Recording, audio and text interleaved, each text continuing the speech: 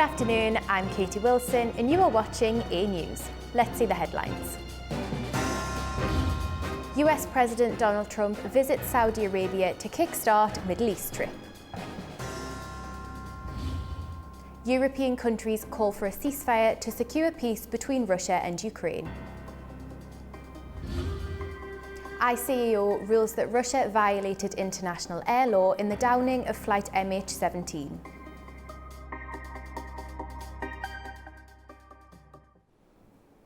US President Donald Trump has kicked off a high-stakes tour of the Gulf, starting with a symbolic visit to Saudi Arabia. With business leaders in tow and major investment goals on the agenda, the trip signals Washington's focus on deepening economic ties in the region. Saudi F-15 fighter jets escorted Air Force One as US President Donald Trump arrived in Riyadh on Tuesday, marking the start of his four-day tour of the Gulf region. Trump was welcomed at the airport by Saudi Crown Prince Mohammed bin Salman and later honoured at an official ceremony at the royal court. Accompanied by a delegation of top American business leaders, Trump is visiting the Saudi capital for the Saudi-US Investment Forum before travelling to Qatar on Wednesday and the United Arab Emirates on Thursday. He is aiming to secure massive investment deals from Gulf oil producers. Saudi Arabia has already pledged $600 billion, but Trump has said he wants to bring home $1 trillion in commitments from the kingdom, a key US ally in the region. This visit to Saudi Arabia also marks a break from tradition. Trump has made it the first major foreign stop of his presidency, bypassing the usual early visits to the UK, Canada or Mexico. Notably, he has not scheduled a stop in Israel, prompting questions about the current status of the US-Israel relationship. An Israeli-American soldier held hostage by Hamas for 19 months has been released during a temporary pause in fighting, but soon after, Israeli strikes resumed across the Gaza Strip. After 19 months in captivity, 21-year-old Israeli-American soldier Eden Alexander has been freed by Hamas and reunited with his family. The International Committee of the Red Cross facilitated his transfer, with Israel briefly pausing its military operations to allow the handover. Shortly after reuniting with his family, Alexander was taken to an Israeli military facility and then flown to hospital. His condition was described as weak but stable. His release followed mediation by the US, Egypt and Qatar. Prime Minister Benjamin Netanyahu says the release came as a result of sustained military pressure in Gaza and diplomatic efforts led by US President Donald Trump. This is a very emotional moment. Eden Alexander has returned home. We embrace him and his family. This was achieved thanks to our military pressure and the diplomatic pressure exerted by President Trump. This combination is a winning formula. I spoke today with President Trump. He told me, I am committed to Israel. I am committed to continuing to work in close coordination with you, to achieve all our war objectives, to release all the hostages, and to defeat Hamas. These goals go hand in hand. They are interconnected. Shortly after the handover, Israeli strikes resumed across Gaza. Palestinian authorities reported casualties in Khan Yunis and in northern areas, including at shelters housing displaced families. Israel says it had targeted Hamas fighters planning attacks. Hamas described the release as a goodwill gesture toward President Trump, who is visiting the Middle East region this week. Trump, in turn, welcomed the development and expressed hope that more hostages would soon be freed. We hope that we're going to have other hostages released too, as you know. The deal has sparked criticism within Israel. Some families of remaining hostages accuse the government of favoring captives with foreign backing, calling for a broader agreement to secure the release of all 58 still held in the Strip. But President Trump, please don't stop. Don't leave us alone. This is only the first step. Do whatever is necessary to bring every last one home. The other 58 hostages have no time left. They are in hell. The living could be killed any day. The deceased, their bodies could be lost forever. Meanwhile, the humanitarian situation in Gaza continues to deteriorate. Israel resumed its military campaign in March after a ceasefire, tightening its control and cutting off aid. 2 million residents now face extreme food shortages, according to the United Nations. A global hunger monitor warns that 500,000 people are at risk of starvation and famine, could hit by September if aid does not resume. Germany says there can be no peace talks without a ceasefire in Ukraine. European foreign ministers met in London to coordinate further support for Kyiv as pressure mounts on Moscow. A truce is the first condition for any negotiations between Ukraine and Russia. That's according to the German Foreign Minister Johann Wadefuhl. He made the comment in London on Monday as European foreign ministers met to discuss strong support for Ukraine. He says that Kyiv is ready for peace talks, but the next move must come from Moscow. This is a crucial week in which we can take a step forward towards peace negotiations. In our view, the prerequisite for this is that there must first be a ceasefire. This has been clearly articulated. Ukraine is ready for this. President Zelensky has taken a big step forward, and the expectation of President Putin and Russia is that they will now follow suit. Wadefuhl also stressed that Germany, along with its European allies, expects Russia to demonstrate a clear desire to end the fighting. Germany now expects a ceasefire from Russia and then a willingness to negotiate. I am quite sure the European position is clear. It will make it clear that we can have momentum, that Europe can finally return to a situation where peace can prevail. Foreign ministers from the UK, France, Germany, Italy, Poland and Spain met under the Weimar Plus format in UK's capital and issued a joint statement pledging stronger support for Ukraine, saying, "We discussed how we would further step up European efforts to support Ukraine in its ongoing defence against Russia's war of aggression." The group added that Ukraine should remain confident in resisting Russian attacks with continued European backing. The Kremlin insists President Vladimir Putin is serious about peace talks. On Sunday, Putin proposed direct talks with Ukraine aimed at ending the war. And after US President Donald Trump publicly told Ukrainian President Volodymyr Zelensky to accept, Zelensky said he would, but that Putin should attend the meeting in Istanbul on Thursday in person. Putin and Zelensky last met in December 2019. European leaders visited Kyiv at the weekend and have called for an unconditional 30-day ceasefire. Ukrainian President Volodymyr Zelensky has improved the ratification of the minerals deal with the United States. The Ukrainian Parliament ratified the deal on May the 8th, saying that the deal will create the US-Ukrainian Reconstruction Investment Fund. Ukraine says the deal will pave the way to large-scale investments into the Ukrainian economy, including into vital infrastructure, industry and post-conflict reconstruction projects.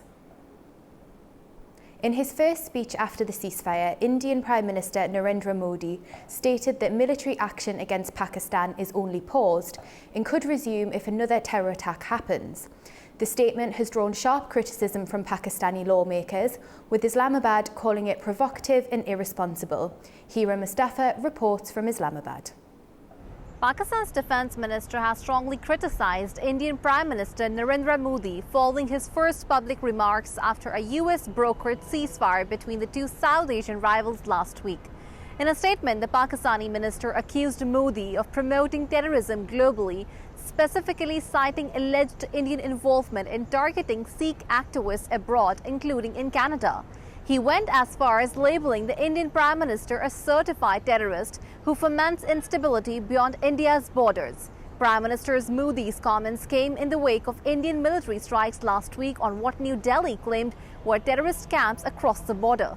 Citing the Indus Treaty's suspension, Prime Minister Modi said terror and talks cannot go together, terror and trade cannot go together, and water and blood cannot flow together, a comment that has angered Islamabad.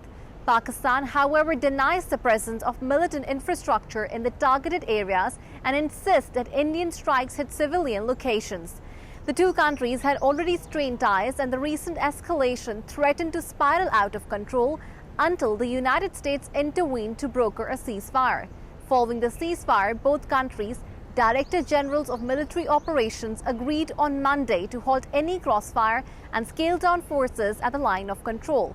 Pakistan's foreign minister has confirmed a second round of military and diplomatic talks is expected within 48 hours. While Islamabad has welcomed US mediation, India has so far refrained from acknowledging any third-party involvement. Experts argue that third-party intervention is critical in the absence of a formal bilateral escalation control mechanism between the two countries. Pakistan has outlined three key issues it insists must be addressed in any future dialogue: terrorism, the Indus Water Treaty, and the status of disputed territory of Kashmir. With both nations maintaining hardened positions, analysts stress the importance of continued international mediation to prevent further conflict between the two nuclear-armed states. Hera Mustafa for A News, Islamabad. China has pledged nearly $10 billion in yuan-dominated credit to Latin American and Caribbean nations. President Xi Jinping made the announcement at the opening of the China CELAC Forum in Beijing on Tuesday, a platform aimed at strengthening regional ties. Xi said the funding would support development and warned that no one wins in tariff or trade wars. The forum is seen as a direct challenge to long-standing US economic and political influence in the region. It comes just days after high-level trade talks between China and the US concluded on a positive note. 霸凌霸道只会孤立自身. There are no winners in tariff wars and trade wars. Bullying and tyranny will only isolate oneself. China and Latin American and Caribbean countries are important members of the global South. Independence and self-reliance are our glorious traditions.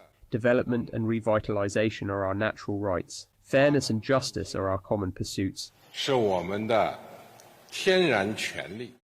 The White House has signed an order lowering tariffs on low-value imports under $800 from China, from 120% to 54%, starting on May 14th.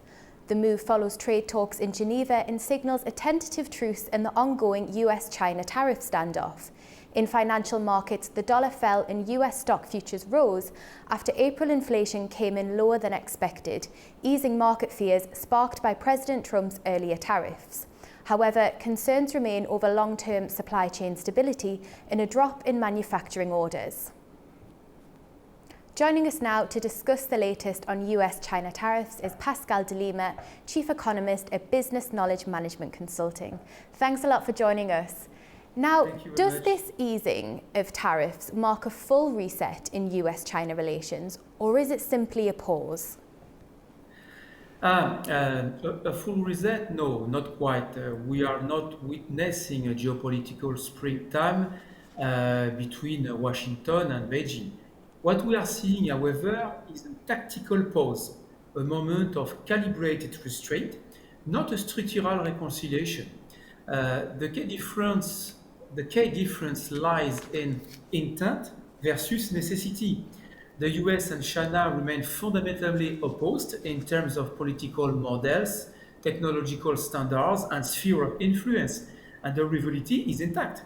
But what has changed, in my own point of view, and this is the good news, is the economic calculus, because both countries face internal constraints. China's economy is slowing, burdened by demographic headwinds and the fragile prosperity sectors, and the US is grappling with persistent inflationary pressures and the political volatile climate ahead of the 2026 midterms. So what they do? They cooperate where they must on climate coordination, supply chain, as you said in your report, and financial stability, while containing the flashpoint like Taiwan or chip wars. That's my own point of view. So you mentioned internal trouble here. How likely is it that there'll be a recession? And could this tactical pause in the trade war be sufficient enough to avoid it? We are walking a tightrope. The risk of global recession in 2025 is real, but not inevitable. Much depends on whether confidence consumers, investors, and institutions can be stabilized in time. Now the US-China pause has a crucial role to play here. Markets love predictability or, following that, reduced uncertainty. And that's exactly what this detent delivers. It eases pressures on supply chain, reduces input cost volatility, and restores some visibility for multinational investment decisions. Add to this the still strong labor market in Western countries and the resilience of services demand, and the picture isn't as grim as many feared 6 months ago. Really interesting insights there. Thank you so much for joining us. Thank you very much. Now, the International Civil Aviation Organization has ruled that Russia violated international air law in the 2014 downing of Malaysia Airlines flight MH17.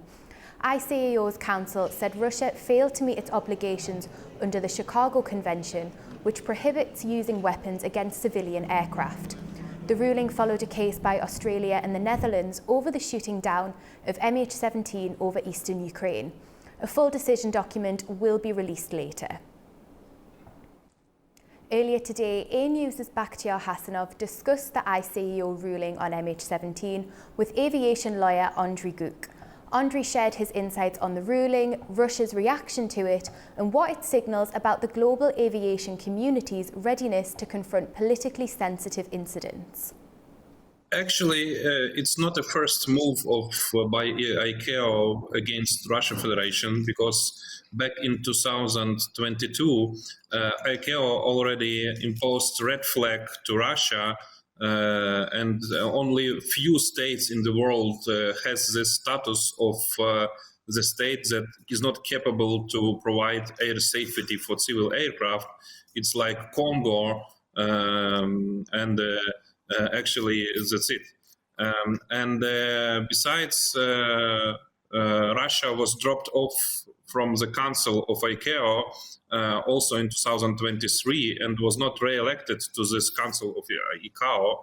And now yesterday, ICAO Council first time in history, provided a decision on merits of the dispute and recognized that Russia violated Article 3 bis that forbids any use of weapon against civil aircraft on the flight.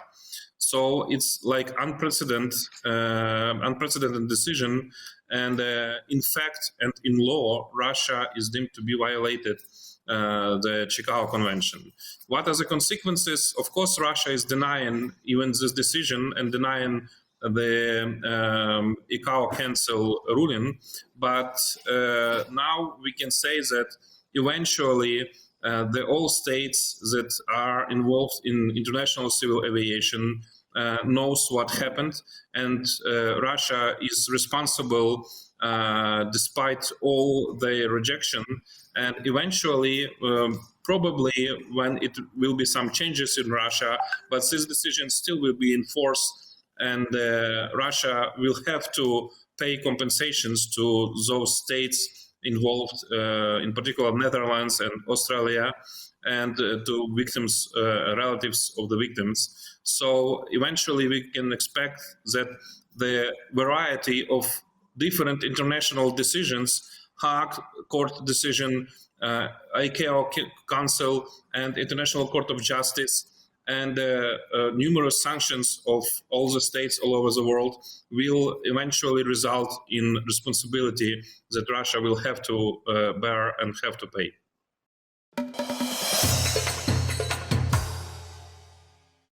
Kazakhstan's Transport Ministry says the final report on the Azabaijan Airlines crash near Aktau will be published once the full investigation is complete. Officials stress that the inquiry is proceeding according to international standards. The field investigation phase has already wrapped up and a preliminary report was released earlier this year. Meanwhile, Kazakhstan's main transport prosecutor's office has declined to share any new details, citing legal restrictions on disclosing investigative data during ongoing proceedings. Azerbaijan and Turkey continue to strengthen their strategic partnership with high-level meetings in Baku. As regional security and defence cooperation deepen, both countries reaffirm their united stance and close political ties. President of Azerbaijan Ilham Aliyev received Turkey's Defense Minister Yaşar Güler in Baku, congratulating Turkey on the dissolution of the PKK. The head of state called it a historic development, crediting President Erdogan's leadership, the Turkish military's professionalism and national unity. The Azerbaijani leader said the outcome contributes to regional peace. Minister Güler conveyed Erdogan's greetings and thanked Aliyev, noting that Turkey had ended its 41-year fight against terrorism. He also praised Azerbaijan's strong stance against Armenian militants. Both sides emphasized the growing military partnership and expressed confidence in the continued development of Azerbaijani-Turkish ties. President Aliyev also received Okay Memiş, Turkey's new Secretary General of the National Security Council. He welcomed Memiş's choice of Azerbaijan for his first official visit and expressed hope for its success. Both sides praised the deepening of allied ties and emphasized the strong personal relationship between President Aliyev and Erdogan as a key driver of cooperation. The meeting also highlighted successful collaboration in security and other strategic areas. Armenian alcohol producers and exporters protested outside the Georgian embassy in Yerevan, blocking the road over alleged delays at the Armenia-Georgia border caused by mandatory lab tests on the Georgian side. Protesters claim dozens of trucks bound for Russia have been stuck for weeks, causing millions in losses for producers, exporters and transport companies. They demanded urgent action to restore trade flow. Turkey's role in regional connectivity and energy diplomacy is once again in the spotlight. The Secretary General of the Black Sea Economic Cooperation Organization says the Black Sea region is increasingly vital to intercontinental ties, and Turkey is at the heart of the Middle Corridor and regional energy initiatives. The Black Sea region is becoming more strategic in global trade and energy connectivity. Ambassador Lazar Comenescu, Secretary General of the Black Sea Economic Cooperation Organization, says the Middle Corridor is gaining momentum and Turkey plays an active leading role in this process. Many initiatives which we have been developing within the organization, like the Black Sea Ring Highway or the motorways of the sea, or cooperation in the area of energy and so on. Turkey has had a lot of initiatives in this respect, and just to come closer to our times, you may wish to know, and I am particularly glad that under the Turkish chairmanship in office of this organization, in December 2023, we have been able to adopt a new strategy, a new basic economic agenda, which is setting up our priorities and lines of action for the next decade. And that speaks by itself about what the role of Turkey has been, and I'm absolutely convinced that Turkey would continue to have a most valuable contribution to the promotion of the objectives of the Black Sea Economic Organization. Comenescu emphasized the rising interdependence between nations and the region's growing importance as a transit hub connecting Europe with Asia and the Middle East. The Asian region, Asia and Pacific, are becoming the real engines of the economic of the global economy, and that means for that we need connectivity, and you cannot speak about connectivity between Europe and Asia without the Black Sea. This is why we in the Black Sea have been promoting several initiatives aimed at highlighting and asserting more the role of the organization in this respect. The BCEC also supports new energy projects. From clean energy transfer to gas exploration, regional cooperation is expanding. As you know, there have been other initiatives like the so-called green cable transport of energy, clean energy from Azerbaijan through Georgia, Black Sea, Romania, and Hungary. In between, there are negotiations and talks among Turkey and other countries in the region, like, Romania, for example, and Bulgaria, looking into how to how to explore and exploit energy resources in the Black Sea, like gas and so on.